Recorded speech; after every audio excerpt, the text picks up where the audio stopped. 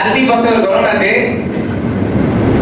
1446 হিজরি পার করে আমরা 1447 হিজরিতে পা দিয়েছি। আলহামদুলিল্লাহ বলি। এই বছরের আর মাসের গণনা আল্লাহ তাআলার পক্ষ থেকে হয়েছে।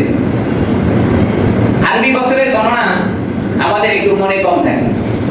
সারা ওয়ার্ল্ডে 3 ধরনের তারিখ গণনা হয়।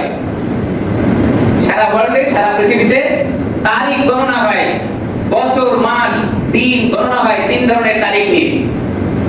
ইন্টারন্যাশনাল ভাষা হিসেবে ইংরেজি সারা পৃথিবীতে চলে। একটা তারিখ হয় ইংরেজিতে, আর একটা তারিখ হয় বাংলায়, আর একটা তারিখ লেখা হয় আরবিতে। কিন্তু অত্যন্ত দুঃখের সাথে বলতে হয়, মুসলমানের ঘরের সন্তানরাও আরবি তারিখ সম্পর্কে কোনো ধারণাই রাখে না। আপনি দেখবেন ক্যালেন্ডার গুলোতে তারিখ নির্ধারণ করা হয় ইংরেজি, আরবি, বাংলা। ইংরেজি দেয় অনেক বড় বড় অক্ষরে ইংরেজি তারিখগুলো লেখা হয়, ওই ফাঁকে দিয়ে আরবি আর বাংলা লেখে চশমা ছাড়া দেখার কোনো উপায় নাই। আমাদের দেশে ইসলামের নাম বলে এরকম কিছু সংগঠন আছে যারা ইসলামী ক্যালেন্ডার তৈরি করে, সেখানেও তারা আরবি সংখ্যাটা বসায়, চশমা দিয়ে দেখতে হয়। এখান থেকে বোঝা যায় যে আমাদের কাছে ইসলাম কতটুকু গ্রহণযোগ্য। এখান থেকে আমরা জানি যে আমরা ইসলামের প্রতি কতটুকু আগ্রহ পোষণ করি। আরবি তারিখটাও চশমা দিয়ে দেখতে হয়। অন্যান্য রাষ্ট্রে ইংরেজি চলে, সেখানে চশমা দিয়ে দেখার সুযোগ আছে। কিন্তু যেখানে 90% মুসলমান বসবাস করে, সেখানকার ক্যালেন্ডার যদি আরবি চশমা দিয়ে দেখতে হয়, তাহলে আমাদের ইসলামের প্রতি কতটুকু ধারণা। আমার ভাইরা, এই আরবি বছর গণনার ক্ষেত্রে সাল, সন, বছর এগুলো গণনা আমরা কোথা থেকে পেলাম, কখন থেকে শুরু হয়েছে? রব্বে কারীম কোরআনে হাকিমের ভিতরে স্পষ্ট ভাষায় জানান, মাস, তারিখ গণনা যখন থেকে আল্লাহ তাআলা আসমান আর জমিনকে সৃষ্টি করেছেন, তখন থেকেই আল্লাহ গণনা দিয়েছেন।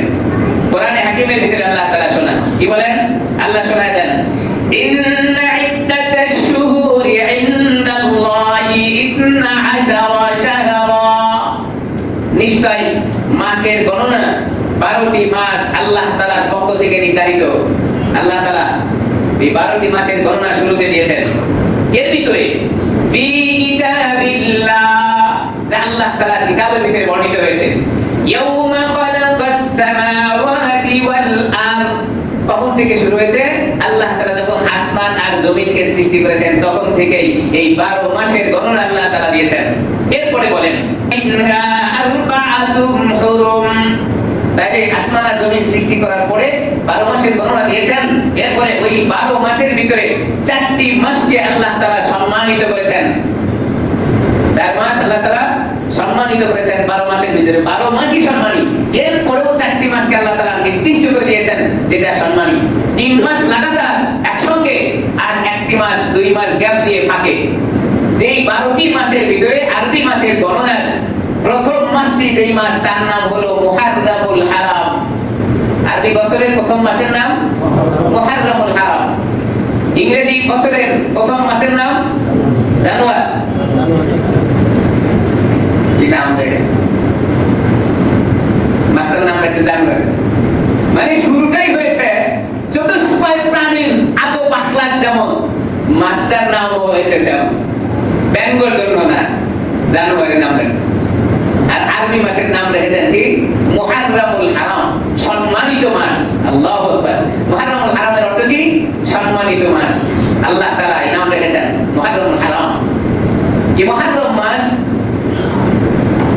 সর্বপ্রথম বছরের মাস হিসেবে আল্লাহ তাআলা নির্ধারণ করে দিয়েছেন।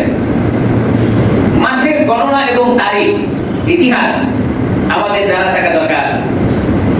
এই আরবি মাসের গণনা শুরু হয়েছে, লেখা শুরু হয়েছে, তারিখ লিখে রাখা শুরু হয়েছে হযরত ওমর ফারুক রাদিয়াল্লাহু তাআলা আনহুর খেলাফতের সময়।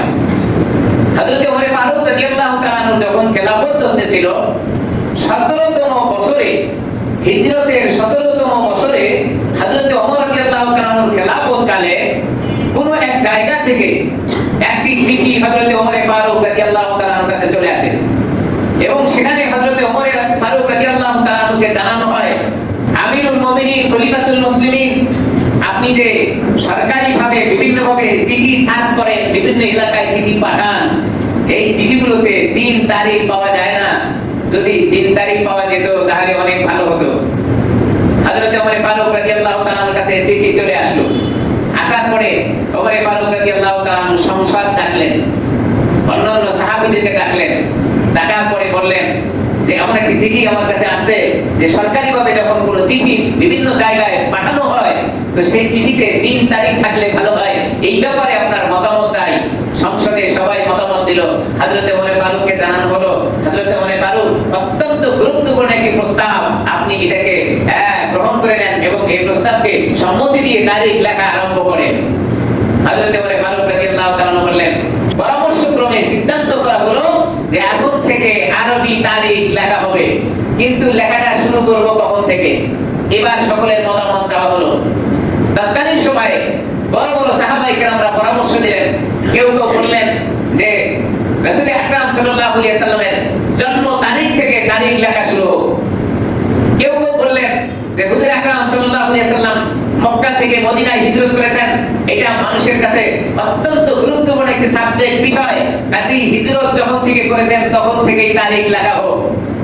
সর্বসম্মতিক্রমে সিদ্ধান্ত হলো হুজুর আকরাম সাল্লাল্লাহু আলাইহি সাল্লাম যখন মক্কা থেকে মদিনায় গেলেন, এই তারিখকে সামনে রেখে এবার আরবি বছরের তারিখ লেখা শুরু হলো। সেটা হলো আরবি বছরের দ্বিতীয় বছর হিজরি সন, এই সময় থেকে তারিখ লেখা শুরু হয়েছিল। এই ছিল আরবি তারিখের সংক্ষিপ্ত আকারের ইতিহাস। আমরা আরবি তারিখ সম্পর্কে ধারণাই রাখি না। অনেক ছোট ছোট বাচ্চাকে যদি আপনি জিজ্ঞাসা করেন, দেখবেন ইংরেজি তারিখ বলে দেবে, আজকে কোন মাসের কয় তারিখ সব বলতে পারবে, কিন্তু আরবি বছরের কোন মাস, কোন বছর, কোন তারিখ এটা অনেকেই বলতে পারবে। এই ব্যাপারে আমাদের খেয়াল করা খুব কম। এই বছরটা শুরু হয়েছে 1447 হিজরি। আজকে আরবি বছরের প্রথম মাস মুহররম মাসের 1 তারিখ। আজকে বছরের প্রথম দিন জুমার দিন। জুমার দিন দিয়ে বছর শুরু হলো। আল্লাহ তাআলার কাছে আমরা বলতে থাকবো, আল্লাহ এই বছরটি যেন আমাদেরকে আল্লাহ সফলতা দান করেন। বিগত বছরের পাপ রাশি যেন আল্লাহ আমাদেরকে ক্ষমা করে দেন। আর নতুন আরবি বছর জুমার দিন দিয়ে শুরু হয়েছে, পরিপূর্ণ বরকত যেন আল্লাহ আমাদেরকে দান করেন। সুবহানাল্লাহ, আল্লাহু আকবার। এটা যেন আমরা আল্লাহ তাআলার কাছে পাই। দ্বিতীয় আরেকটি ঘটনা আসছে যে আরবি তারিখের ইতিহাস কেমন করে হলো। হযরত ওমর ফারুক রাদিয়াল্লাহু তাআলার কাছে একটি দলিল পেশ করা হলো, দলিল, দস্তাবেজ, দলিল, কাগজ।